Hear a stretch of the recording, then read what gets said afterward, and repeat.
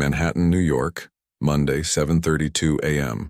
The last thing Lucy Harper expected to find at her corner coffee shop at 7:30 in the morning was a man in a $3,000 suit begging her to pretend to be his girlfriend. "I'm sorry, you said what?" Lucy nearly choked on her iced coffee, staring incredulously at the stranger who had materialized in the chair across from her. Perfectly styled dark hair, blue eyes that looked like they'd been painted by some Renaissance master, and a barely disguised panic expression that contrasted dramatically with his impeccable appearance. "I know how this sounds." He ran his hand through his hair, destroying the perfect styling. "But I desperately need your help. You look normal." "Wow." Lucy blinked slowly. "Normal. What a sweeping compliment." He had the decency to look embarrassed. "That's not what I meant. It's just that you look real, genuine, like someone who won't sell me out to page 6 for $50 and an Instagram mention." Lucy studied him for a moment. There was something familiar about that face, but she couldn't quite place it. "Look, I don't know who you think I am, but Benjamin Whitmore." He extended his hand, and the name made everything click in Lucy's mind. Shit. Benjamin Whitmore, heir to the Whitmore Hotel empire, philanthropist, and apparently New York's most eligible bachelor according to Forbes. Also known for being the man who, according to this morning's tabloids, had been photographed leaving a senator's wife's apartment the night before. You saw the headlines. It wasn't a question. Lucy glanced at her phone on the table where the New York Post notification still glowed. Millionaire playboy, Benjamin Whitmore caught in affair with politician's wife. "It's a lie." Benjamin leaned forward, his voice low and urgent. "Victoria Castellanos is my campaign consultant.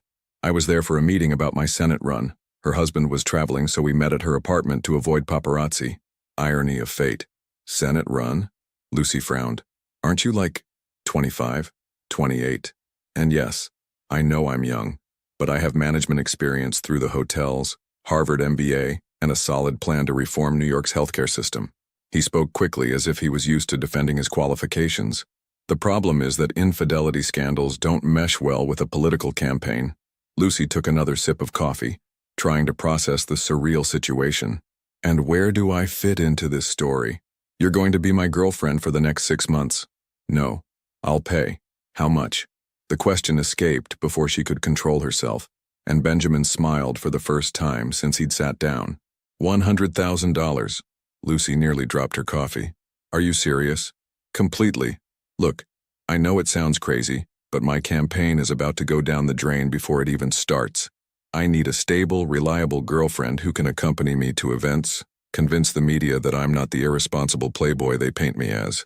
Benjamin paused, studying her face. "You have an honest smile. People will like you. You don't even know me. I know you're a social worker at the Brooklyn Community Center, work with at-risk children, live alone in a one-bedroom apartment in the Lower East Side, and have been paying student loans for 4 years. Benjamin saw Lucy's shocked expression and quickly added, "My security team did a quick background check. Standard protocol. That's invasion of privacy. It's necessary precaution. And it's also exactly what I need. Someone with a real story, with purpose, who balances out my spoiled rich kid image." Benjamin leaned forward again. "Lucy, $100,000 would pay off your student loans and still leave about $30,000 for you to invest in the community center where you work." Son of a bitch. He'd really done his homework. "How do you know about the community center?" "Because I read about the project you proposed for the children's library. $15,000 to create a reading space for kids whose parents work late." Benjamin smiled again, and Lucy felt something strange stir in her stomach. It's an incredible project, and with $30,000, you could do so much more. Lucy remained silent for a long moment, looking at the man across from her. Benjamin Whitmore had the kind of classic beauty that usually irritated her. Too perfect, too polished, probably never faced a real hardship in his life. But there was something in his eyes, a sincerity she didn't expect to find. 6 months? She finally asked. "Until November. After the elections, we break up amicably and each go our separate ways." "And what exactly would this job involve?" Benjamin pulled an envelope from his jacket and placed it on the table. "Full contract. Basically, you accompany me to public events, some donor dinners, occasional social media photos. Nothing intimate, nothing that crosses professional lines. Purely performative." Lucy opened the envelope and quickly flipped through the document. It was more detailed than she expected, with confidentiality clauses, clear boundaries about physical contact, and even a section on public engagement terms. Have you done this before? God, no. Usually I just avoid relationships during election periods. Benjamin laughed, a genuinely amused sound. But apparently my strategy of being an antisocial workaholic is being interpreted as mysterious secret sex life by the press. And why me? Lucy closed the contract. I mean, there are literally thousands of women in New York who would do this for free just to date you. Exactly why. Benjamin leaned back in his chair. They would do it because they want something from me. You clearly think I'm a privileged idiot, which to be honest is partially true, and have no genuine romantic interest. That makes everything more clean. Lucy studied him again. You're not what I expected. What did you expect? I don't know. More arrogant, maybe? More asshole-ish? Benjamin burst out laughing, and the sound was surprisingly contagious. The day is young. I still have time to disappoint your expectations. Despite herself, Lucy smiled. Can I think about it? Of course, but I need an answer by tomorrow. I have a fundraising event on Thursday, and it would be great to show up with you. Benjamin stood up, leaving a business card on the table. My number's on there. And Lucy? Yeah? Thanks for at least hearing me out. Most people would have run away after the first sentence. Lucy watched Benjamin leave the cafe, noticing how other female customers discreetly followed him with their eyes. She picked up the business card, expensive paper, gold-embossed letters, and then looked at the contract. $100,000 to pretend to date New York's most handsome man for 6 months. There were worse ways to pay off student loans, but as she took the last sip of her coffee, Lucy couldn't shake the feeling that she was about to get herself into something much more complicated than a simple business arrangement, especially when she could still smell his cologne lingering in the air. Wednesday evening, the Plaza Hotel, Manhattan. Lucy stared at her reflection in the floor-to-ceiling mirror of the Plaza's presidential suite, wondering if she'd made a catastrophic mistake. This is insane, she muttered, smoothing down the emerald silk dress that probably cost more than her monthly rent. Completely, utterly insane. Talking to yourself already? That's not a good sign. Benjamin's voice came from behind her, rich with amusement. We haven't even left the hotel yet. Lucy turned around and immediately felt her breath catch. She'd seen him in an expensive suit before, but tonight, Benjamin looked like he'd stepped off the cover of GQ. The navy tuxedo was perfectly tailored, his dark hair styled just messily enough to look effortless, and when he smiled at her, she felt that same strange flutter in her stomach from 2 days ago. You clean up nice, Harper, he said, adjusting his cufflinks. Though you look terrified. I am terrified.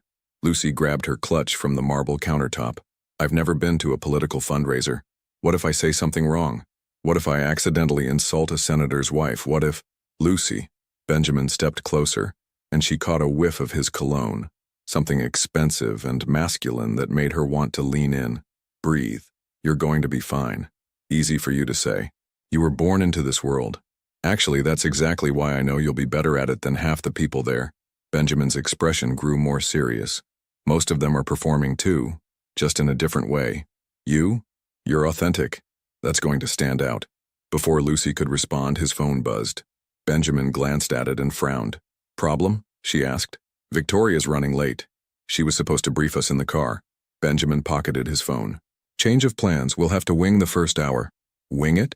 At a political fundraiser? Come on, it's not rocket science. Benjamin offered her his arm with a grin that was equal parts reassuring and infuriating. Smile, make small talk about the weather or their jewelry, and let me handle the political stuff. Easy. Lucy took his arm, trying to ignore how solid and warm it felt beneath the expensive fabric. You have way too much confidence for someone whose campaign is hanging by a thread because of a sex scandal. Alleged sex scandal, Benjamin corrected as they headed toward the elevator. And my confidence isn't the problem. It's my complete inability to fake romantic interest convincingly.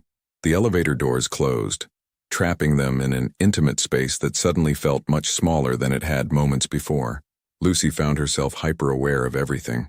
The way Benjamin's thumb absently traced patterns on the back of her hand, where it rested on his arm, the subtle rhythm of his breathing, how he was just tall enough that she had to tilt her head slightly to meet his eyes. So how exactly does one fake romantic interest?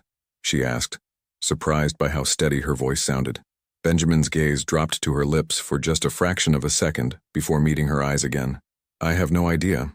That's why I need you. The elevator dinged, doors opening to reveal a hallway buzzing with activity. Campaign staff, hotel workers, and security personnel moved with purposeful urgency, but Lucy barely noticed. She was still processing the way Benjamin had looked at her mouth. "Get it together, Harper, it's just a job." "Ready?" Benjamin asked, but before she could answer, a woman with perfectly styled silver hair and a clipboard appeared in front of them. "Thank God you're here," the woman said breathlessly. "Benjamin, we have a situation. The Times reporter moved up her interview, and 3 major donors are threatening to pull funding because of the Castellanos story. Margaret, meet Lucy Harper, my girlfriend." Benjamin's voice took on a warmth that Lucy had never heard before, his arm tightening protectively around her waist.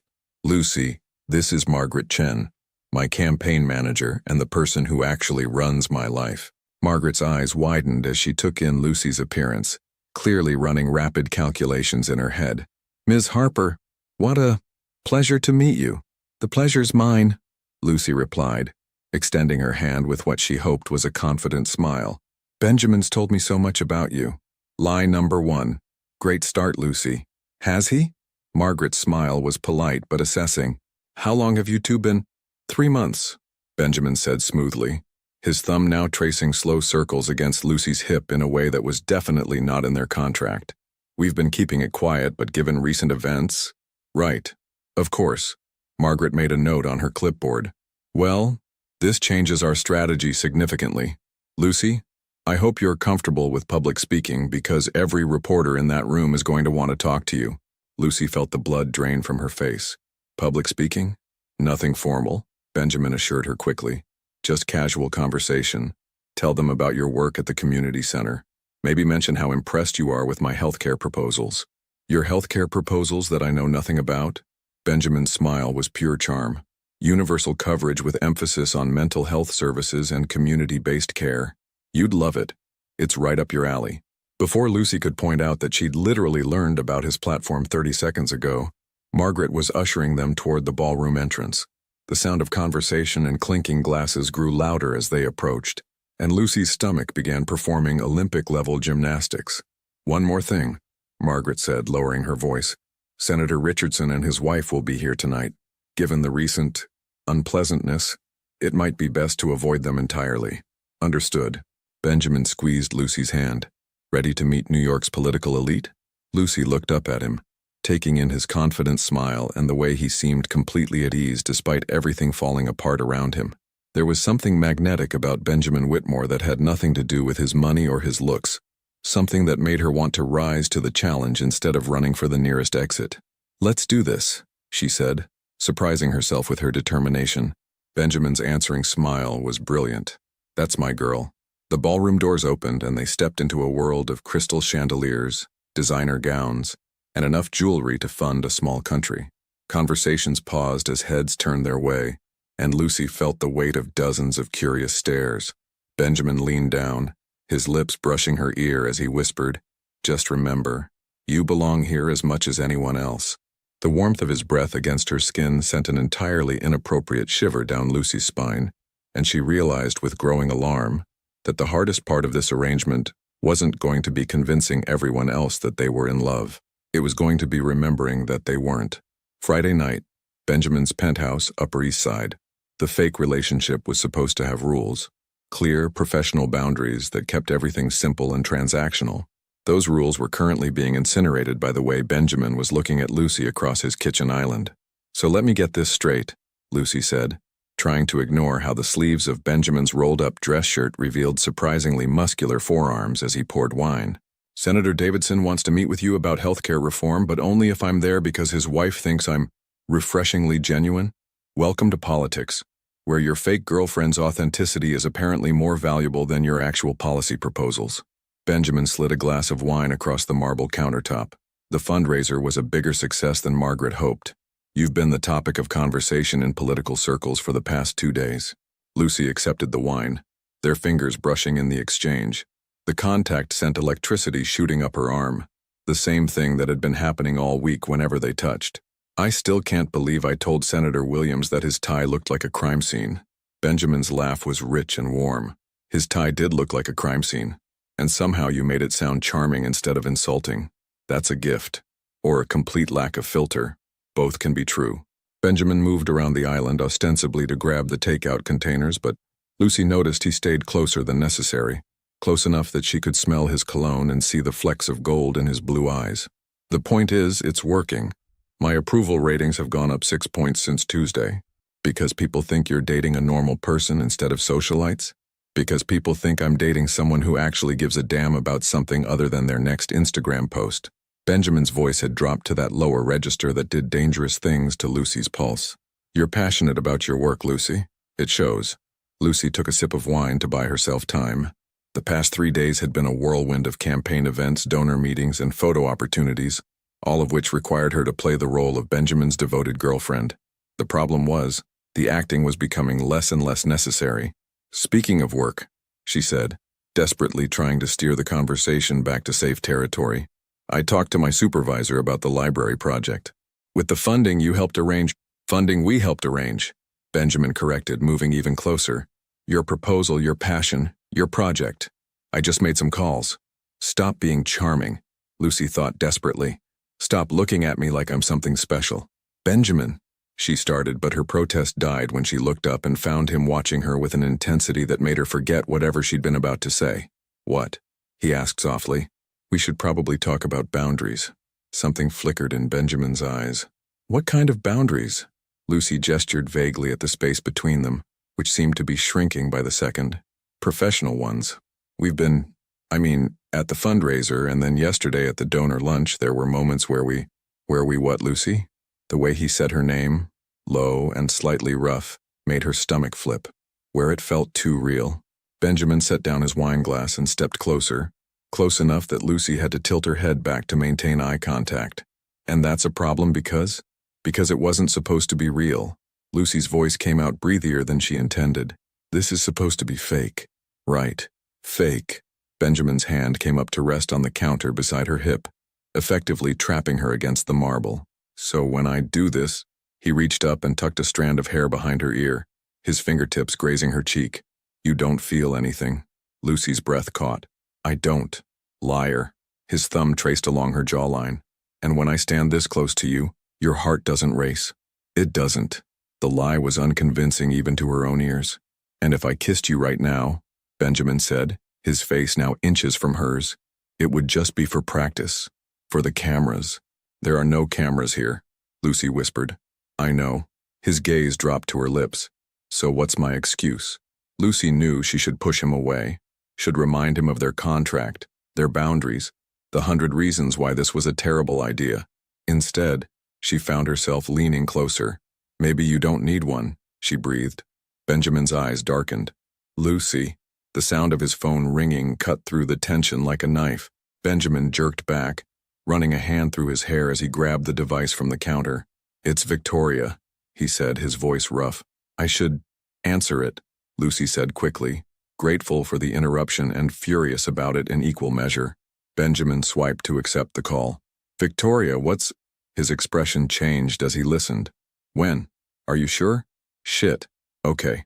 We'll be there in 20 minutes. He hung up and turned to Lucy with an expression she couldn't read. We have a problem. What kind of problem? The kind that involves paparazzi camped outside your apartment building and photos of us from tonight already posted online with speculation about whether we're living together. Lucy felt the blood drain from her face. Photos from tonight? But we haven't left your apartment. Benjamin held up his phone, showing her a gossip website. The headline read, Whitmore's Mystery Woman. Inside sources say it's getting serious. Below it was a grainy but unmistakable photo of them through Benjamin's kitchen window, standing close together in what looked like an intimate conversation. Telephoto lens from the building across the street, Benjamin said grimly. Victoria says there are at least 6 photographers outside your building and 3 more camped out in the lobby of mine. So what do we do? Benjamin was quiet for a moment, studying her face. We have 2 options. Option 1. I have my security team create a distraction while you slip out the service entrance. You go to a hotel for the night, and we deal with the media circus tomorrow. And option 2? Benjamin's jaw tightened. Option 2. You stay here tonight. We let them draw their own conclusions about what that means, and we use it to our advantage. Lucy stared at him. Stay here. In your apartment. In the guest room. Benjamin clarified quickly, though something in his eyes suggested he was thinking about other arrangements. Completely separate. Professional. Professional. Right. Because the last 5 minutes had been so professional. Lucy? Benjamin stepped closer again, and she realized she'd been quiet too long. What do you want to do? What she wanted to do and what she should do were two entirely different things. What she wanted was to close the distance between them and find out if kissing Benjamin Whitmore was as earth-shattering as her imagination insisted it would be. What she should do was run as far away from this apartment, and from him, as possible. Option 2, she heard herself say. Benjamin's eyes flashed with something that looked like relief mixed with desire. Are you sure? Lucy looked at the gossip website still glowing on his phone screen, then back at his face. I'm sure. Okay. Benjamin's voice was rough again. I'll show you to the guest room. As he led her down the hallway, Lucy tried to convince herself that staying was the logical choice, the smart professional decision that would help their fake relationship look more authentic. But when Benjamin paused at the guest room door and turned to look at her, his eyes still dark with the memory of their almost kiss, Lucy knew she was lying to herself. She wasn't staying for the cameras or the campaign or even the paparazzi. She was staying because the idea of leaving Benjamin tonight felt impossible, and that realization terrified her more than any photographer ever could. Saturday morning, Benjamin's penthouse. Lucy woke up to the smell of coffee and the sound of Benjamin's voice drifting down the hallway. She lay still for a moment, disoriented by the unfamiliar surroundings and the memory of last night's almost kiss playing on repeat in her mind. Professional boundaries, she reminded herself firmly. That's what today is about. She padded barefoot toward the kitchen, following the rich aroma and Benjamin's voice, which seemed to be engaged in what sounded like a tense phone conversation. No, Margaret, absolutely not, Benjamin was saying, his back to Lucy as he stood at the espresso machine. He was wearing gray sweatpants and a white t-shirt that clung to his shoulders in a way that should be illegal. I don't care what the polling says. We're not staging a public proposal. Lucy froze in the doorway. Proposal? It's too much, too fast. People aren't stupid. They'll see right through it. Benjamin turned and stopped mid-sentence when he saw Lucy.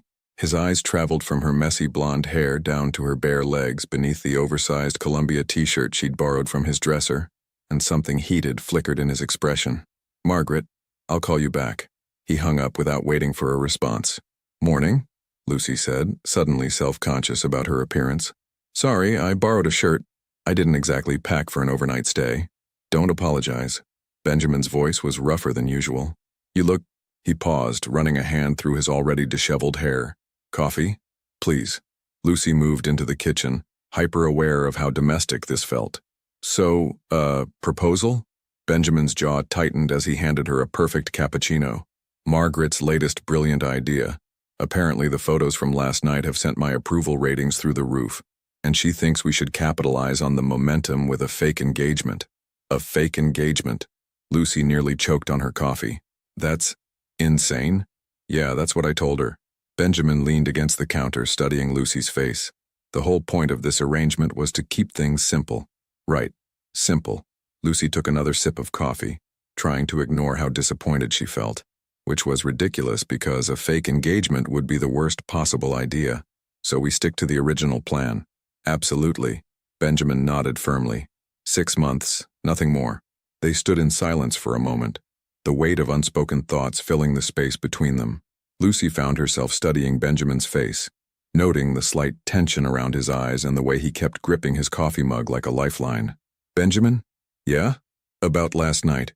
His entire body went still. What about it? Lucy took a breath, knowing she needed to address what had happened before it could happen again. We almost crossed a line that we can't uncross. I know. Benjamin set down his mug and turned to face her fully. It won't happen again. The certainty in his voice should have been reassuring. Instead, it felt like a door slamming shut. Good, Lucy said, trying to match his tone. Because this arrangement works best when we both remember what it is. Right. A business transaction. Exactly. Neither of them moved. Neither of them looked away. Benjamin's phone buzzed again, breaking the spell. He glanced at it and frowned. Victoria. She wants to meet for brunch to discuss strategy for the charity gala next week. The one where I'm supposed to give a speech? A short speech. 5 minutes tops. Benjamin's expression softened slightly. You'll be fine, Lucy. You're a natural at this. At lying to hundreds of people about being in love with you. The question hung in the air longer than Lucy intended, and she watched something shift in Benjamin's expression. "Is that what you're doing?" he asked quietly. "Lying?" Lucy felt her heart start racing. "What else would I be doing?" Benjamin stepped closer, close enough that she could see the flecks of gold in his blue eyes again. "I don't know. You tell me." "This is dangerous territory," Lucy's rational mind warned. "Back away. Change the subject. Remember the rules." Instead, she found herself leaning closer. "Benjamin." His phone rang again, loud and insistent. Benjamin closed his eyes for a moment, clearly fighting an internal battle before stepping back to answer it. "Victoria, this better be important," he said, his voice tight with frustration. Lucy couldn't hear the other side of the conversation, but she watched Benjamin's expression grow increasingly grim. "Are you sure?" he asked. "How bad is it?" Lucy's stomach dropped. "What's wrong?" Benjamin held up a finger, listening intently. "Okay. Yeah. We'll be there in an hour." He hung up and turned to Lucy with an expression she couldn't read. "The Richardson scandal just broke wide open," he said. "Senator Richardson's wife filed for divorce this morning, citing adultery. The press is having a field day, and my name is being dragged through the mud as her alleged co-conspirator. But you said nothing happened with Victoria Castellanos." "Nothing did happen, but apparently someone leaked security footage from the hotel where Victoria and I had dinner last month. Completely innocent business meeting, but the optics..." Benjamin shook his head. "Margaret says we need to go on the offensive. Show up united at Victoria's press conference this afternoon." Lucy felt a chill run down her spine. "Press conference? Victoria's going to deny the affair allegations publicly. She wants us there as a show of support, and to demonstrate that I'm in a committed relationship." Benjamin's eyes met hers. "We'll need to be convincing, Lucy. More convincing than we've ever been." "How convincing?" Benjamin's jaw tightened. "The kind of convincing that involves holding hands, looking devoted, and maybe..." He paused, clearly struggling with the words. "Maybe a kiss for the cameras." Lucy's heart stopped. "A kiss. Just for show," Benjamin said quickly. "Nothing more than what the situation requires. Just for show." Lucy nodded, trying to ignore the way her pulse had kicked into overdrive. "Okay, I can do that." "Are you sure? Because once we cross that line in public, there's no going back. The media will expect to see that level of intimacy from now on." Lucy looked at Benjamin, really looked at him, at the way he was trying so hard to maintain professional distance while his eyes betrayed everything he wasn't saying, at the tension in his shoulders, and the careful way he was keeping space between them, at the man who was asking her to kiss him for the cameras while pretending it wouldn't mean anything to either of them. "I'm sure," she said, her voice steadier than she felt. Benjamin nodded once, sharp and decisive. "Then we better get ready. We have a relationship to save." As Lucy headed back toward the guest room to get dressed, she couldn't help but wonder whose relationship they were really trying to save, his political career, or whatever was growing between them despite their best efforts to stop it. 2 hours later, as she stood in front of Benjamin's bedroom mirror wearing another borrowed dress and preparing to kiss him in front of 50 reporters, Lucy realized she was about to find out whether she was ready or not. Saturday afternoon, City Hall press conference. Lucy had faced down angry parents, hostile school boards, and budget committees that wanted to cut her programs. But standing behind the curtain at City Hall, waiting to walk into a room full of reporters who wanted to dissect her relationship with Benjamin, was a completely different kind of terror. "You're shaking," Benjamin said softly, appearing beside her with 2 cups of coffee. "I'm not shaking," Lucy lied, accepting the coffee gratefully. "I'm strategically vibrating to intimidate the press." Benjamin's laugh was quiet but genuine.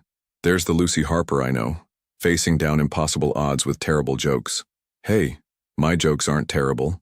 They're charmingly inappropriate." "They are." Benjamin's expression grew serious as he studied her face. "Are you sure you're ready for this? Once we walk out there together, once we..." "Kiss you in front of 50 reporters to save your political career?" Lucy took a sip of coffee, trying to project more confidence than she felt. "Just another Saturday afternoon." Benjamin stepped closer, close enough that she could see the concern in his eyes. "Lucy, I need you to know that whatever happens out there, it doesn't change anything between us. It's still just fake," Lucy finished, the word tasting bitter in her mouth.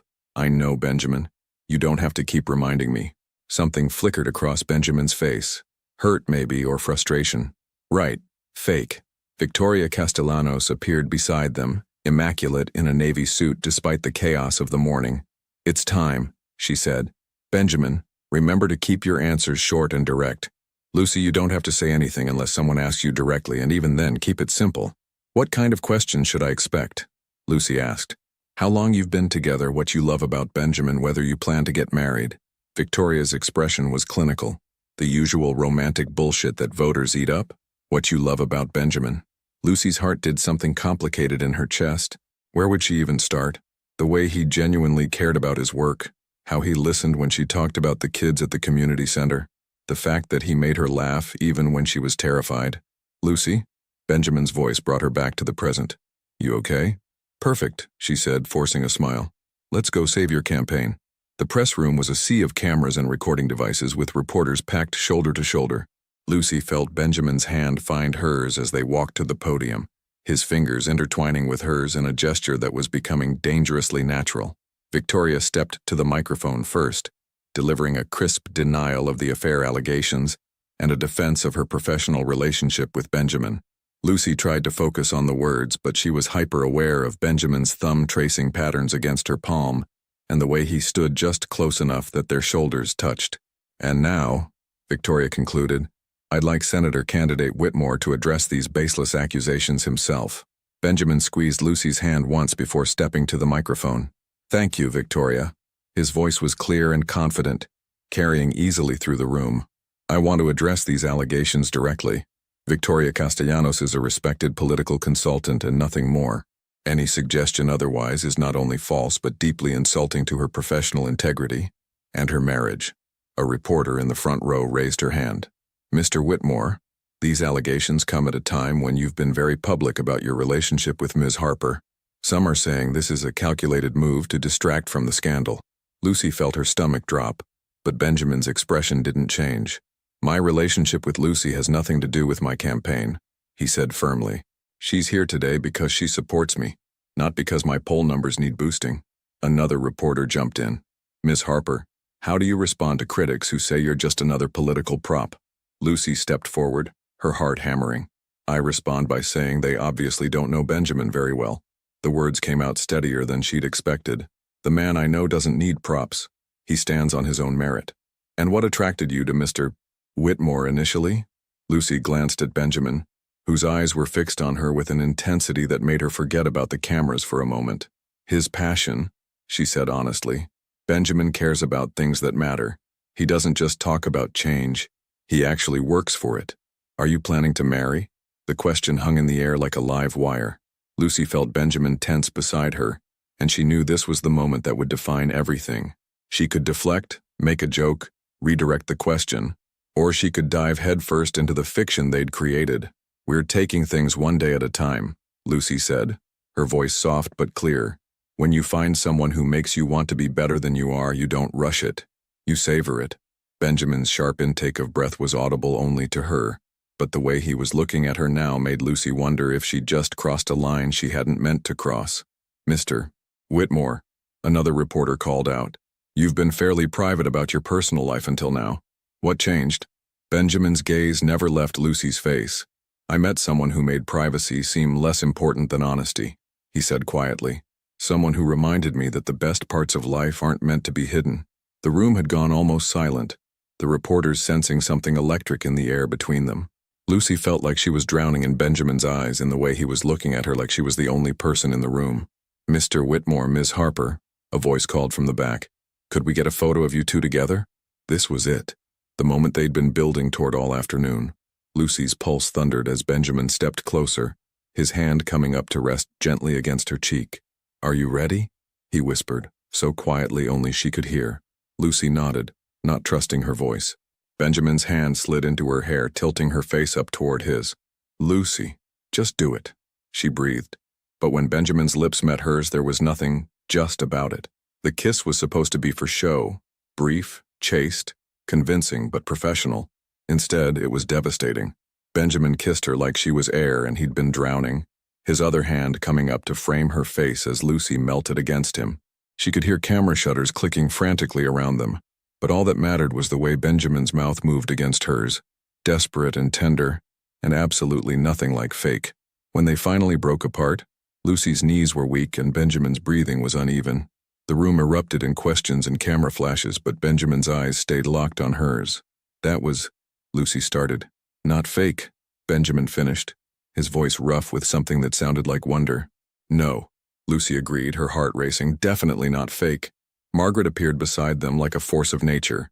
That was perfect, she said, grinning broadly. The cameras loved it. We're done here. But as Margaret led them toward the exit, Lucy caught Benjamin's hand. We need to talk, she said. Benjamin nodded, his thumb brushing over her knuckles.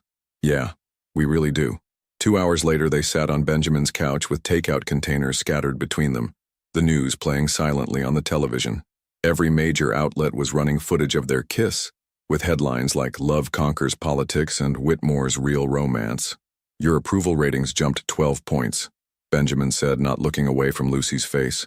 Margaret's calling it a miracle. And the scandal? Already yesterday's news. Apparently, authentic romance trumps political gossip every time. Lucy curled her legs under her, studying Benjamin's expression. It worked then. The plan. Yeah. Benjamin muted the television and turned to face her fully. Except there's a problem. What kind of problem? Benjamin's eyes searched her face. The kind where I can't tell the difference between what's real and what's performance anymore. Lucy's breath caught. Benjamin, I know we said this was temporary. I know we agreed it was just business. Benjamin leaned closer, his voice dropping to that register that made her pulse race. But somewhere between Tuesday's fundraiser and this afternoon's press conference, I stopped acting. When? Lucy whispered. Honestly? The morning I met you in that coffee shop. Benjamin's smile was self-deprecating. You looked at me like I was just another guy with a problem, not Benjamin Whitmore with a trust fund. I think I was lost from that moment. Lucy felt tears prick her eyes. You want to know when I stopped acting? Benjamin nodded. When you kissed me today. Lucy's voice was barely audible, because for the first time it felt like you were kissing me, not your fake girlfriend. Benjamin's hand came up to cup her cheek, exactly like he had at the press conference. Lucy Harper, you are absolutely nothing like what I expected. Is that good or bad? It's everything. Benjamin's thumb traced her lower lip. It's complicated and terrifying and completely perfect. So what do we do now? Benjamin's smile was soft and real and entirely hers. We stop pretending this is fake. When he kissed her this time, there were no cameras, no reporters, no political strategy. There was just Benjamin and Lucy and the truth they'd both been trying so hard to deny.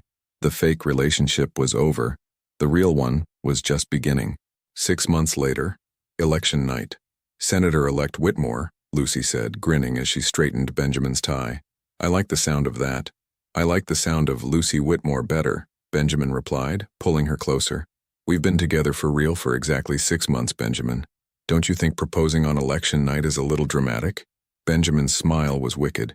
Lucy Harper, you fell in love with me during a fake relationship that started with a coffee shop proposition.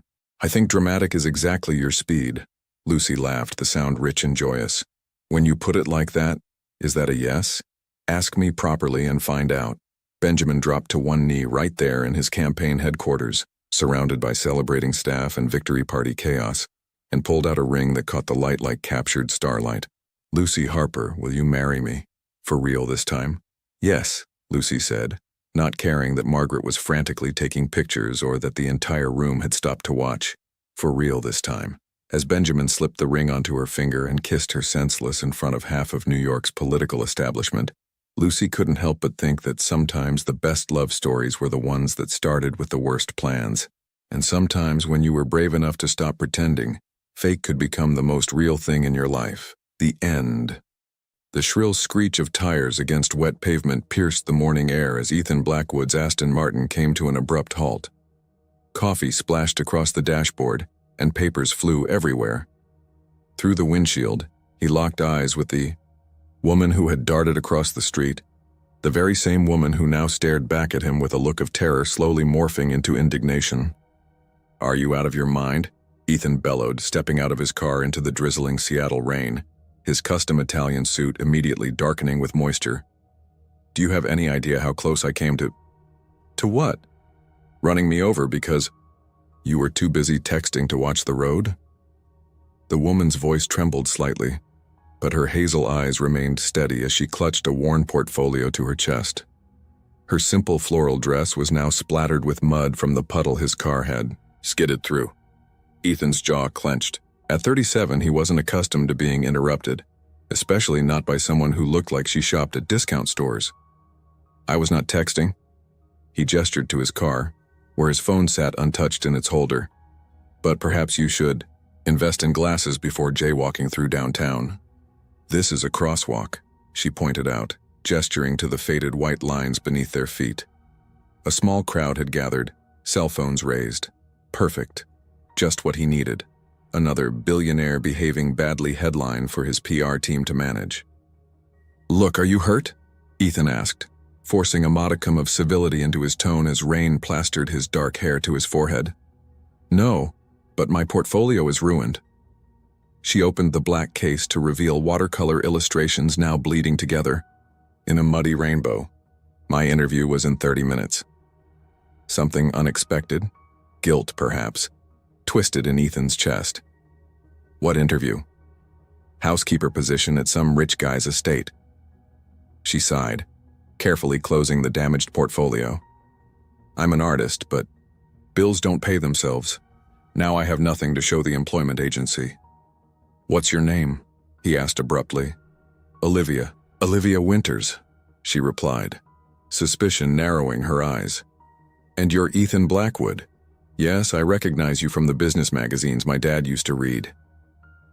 An idea formed in Ethan's mind, one that would solve both his current PR situation and another problem he'd been facing. His household manager had quit last week, citing his impossible standards and temperament as reasons. "Ms. Winters, I'd like to offer you a job." "Excuse me?" Olivia blinked raindrops from her lashes. "The position you were interviewing for? It was at my estate. Consider this your interview." He gestured between them and the growing crowd. "And congratulations, you're hired." "You can't be serious." "I'm always serious about business decisions," he cut her off. "Starting salary is twice whatever the agency quoted.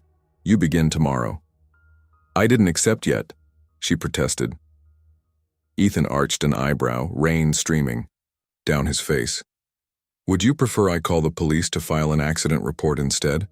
For a pedestrian who suddenly appeared in front of my vehicle?" Olivia's cheeks flushed with anger. "That's blackmail. That's negotiation." He retrieved a business card from his wallet and pressed it into her palm. 9 a.m. sharp. The address is on the card. Ask for Mrs. Collins at the gate." With that, he turned back toward his car, then paused to look over his shoulder. "And Ms. Winters? Don't be late. I detest tardiness almost as much as I detest jaywalkers." As Ethan drove away, he glimpsed Olivia in his rearview mirror, standing motionless in the rain, clutching his card like it might bite her. For the first time that day, a genuine smile tugged at his lips. Tomorrow would certainly be interesting. What Ethan couldn't know was that Olivia, staring after his disappearing car, was making a solemn vow to herself. She would take his job offer, but only long enough to save money for art school, and perhaps make the arrogant billionaire's life a little more complicated along the way. The iron gates of Blackwood Manor parted with mechanical precision as Olivia approached, her beat-up Toyota Corolla sputtering in protest at the steep incline of the driveway. The mansion that came into view nearly caused her to slam on the brakes in astonishment.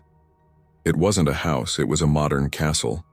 Glass and steel stretched skyward in elegant angles, with floor-to-ceiling windows reflecting the morning sunlight like diamonds.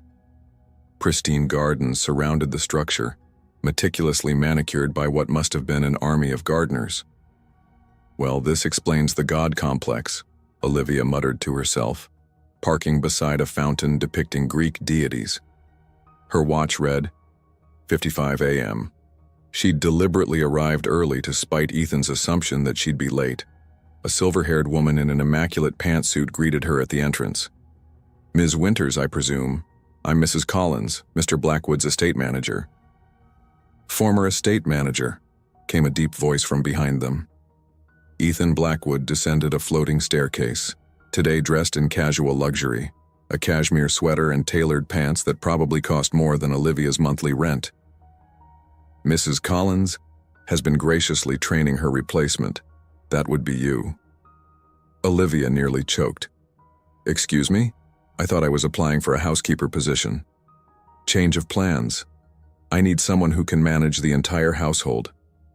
His eyes traveled over her outfit, a simple blouse and slacks, the nicest she owned. "Your portfolio yesterday showed artistic sensibilities. That suggests an eye for detail." "My portfolio was ruined," Olivia reminded him, irritation rising. "I salvaged a few pieces." From a nearby table he retrieved her paintings, now carefully dried and preserved. "Your work shows talent, raw, undeveloped, but present." Olivia wasn't sure whether to be flattered or insulted.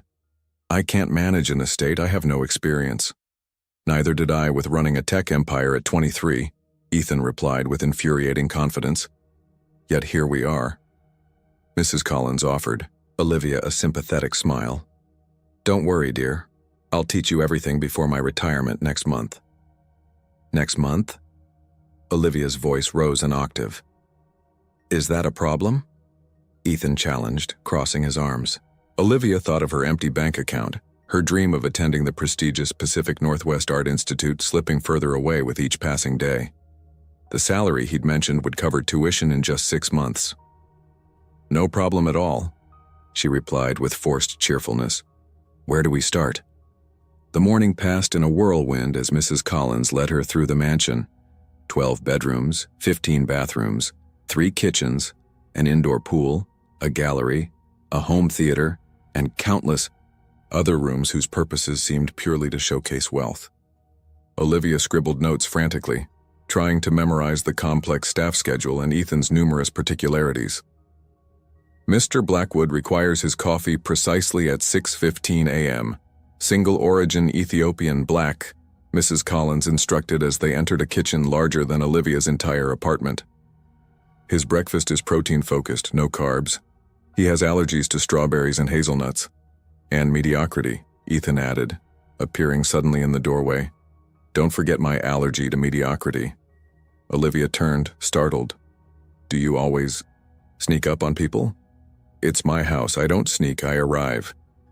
Mrs. Collins tactfully excused herself, leaving them alone in the gleaming kitchen. "Why me?"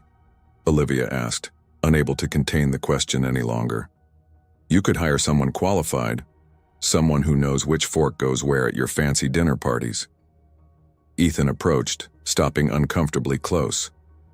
"Because you stood in the rain yesterday and looked me in the eye when most people would have been intimidated. Because you need this job more than you're willing to admit." His voice dropped. "And because I suspect having you around will be interesting." The way he said interesting sent an unwelcome shiver down Olivia's spine. "I'm not here to entertain you," she replied coolly. "No," Ethan agreed, a smile playing at the corner of his lips. "You're here to run my household, starting with the charity gala I'm hosting this Saturday." "This Saturday?" Olivia's eyes widened. In panic. "That's in 5 days. 5 days is plenty of time," he said dismissively. "Unless you're not up to the challenge?" Olivia squared her shoulders. "I'll manage your gala, Mr. Blackwood, and it will be the best event this house has ever seen." As Ethan walked away, Olivia noticed the subtle smirk on his face and realized too late. He'd baited her, and she'd taken it hook, line, and sinker. What she didn't see was the genuine curiosity in Ethan's eyes as he glanced back at her from the doorway, or the way Mrs. Collins observed them both with knowing amusement. The wheels were already in motion for something neither of them had anticipated. The night of the charity gala arrived with a sky full of stars, and Olivia's nerves stretched to their breaking point. For 5 days, she had worked tirelessly, coordinating with caterers, florists, musicians, and the endless parade of vendors necessary for an event of this magnitude. Mrs. Collins had been a godsend, but Ethan had been suspiciously absent, leaving Olivia to wonder if this entire ordeal was some elaborate test. Now, hidden away in a small office adjacent to the grand ballroom, Olivia assessed her reflection in a compact mirror. The royal blue gown she wore, borrowed from Mrs. Collins's daughter, transformed her in ways she hadn't expected. For once, she looked like she belonged in these opulent surroundings. Ms. Winters? A staff member poked their head in. Mr. Blackwood is asking for you. Taking a deep breath, Olivia stepped into the ballroom, immediately overwhelmed by the result of her labor. The space glowed with thousands of tiny lights meant to mimic the night sky, while centerpieces featuring local artist sculptures adorned each table, her personal touch that had almost caused a mutiny from the event planner. She spotted Ethan immediately. How could she not? He stood, head and shoulders above most guests, resplendent in a perfectly tailored tuxedo, commanding attention without effort. When his eyes found hers, something shifted in his expression. "Olivia," he said, approaching her with 2 champagne flutes, "you've outdone yourself." Is that actual praise from the great Ethan Blackwood? She accepted the champagne with a hint of a smile. I should record this historic moment. Don't get used to it. But there was no bite to his words. Though I must admit, incorporating local artists was inspired. That was the point, Olivia replied. A charity gala for arts education should actually showcase art. Ethan's gaze lingered on her face. You look different tonight. It's called makeup, Mr. Blackwood. No, he shook his head. It's confidence. It suits you. Before Olivia could respond, Seattle's mayor approached, pulling Ethan into conversation. Throughout the evening, Olivia flitted from crisis to crisis. A spilled drink here, a misplaced place card there. Always aware of Ethan's presence across the room, occasionally catching his eyes on her. It was nearly midnight when disaster struck. The dessert chef approached Olivia in panic. They'd accidentally included hazelnut in the chocolate soufflés already being served. Stop the service immediately, Olivia commanded, rushing through the crowd to find Ethan deep in conversation with potential investors. Without thinking, she snatched the spoon from his hand just as it hovered above the deadly dessert. What on earth? Ethan began. Hazelnuts, she whispered urgently. There's been a mistake in the kitchen. The investors chuckled, but Ethan's expression was unreadable as he excused himself, guiding Olivia to a private terrace with a firm hand on the small of her back. You remembered, he said simply, the moonlight casting shadows across his chiseled features. Of course I remembered. It's my job to keep you alive, apparently. She attempted levity, but her voice trembled slightly from the adrenaline. Is that the only reason you care if I live or die? His voice had dropped to a dangerous timbre that made her heart race. I don't care, Olivia lied, hyper-aware of his proximity. I just need this job until I save enough for art school. Art? School? Ethan's brow furrowed. You never mentioned that. You never asked, she countered softly. The revelation hung between them, shifting the atmosphere. Ethan moved closer, his hand still resting on her back. 5 days, he murmured. 5 days, and you've reorganized my staff, charmed my most difficult business associates, and now saved me from anaphylactic shock. Who are you, Olivia Winters? Just a girl standing in front of a billionaire, asking him not to fire her for manhandling his dessert, she quipped, though her humor barely masked her nervousness. To her astonishment, Ethan laughed, a genuine, rich sound she'd never heard from him before. I'm beginning to think hiring you was the smartest business decision I've made all year. Only beginning to think?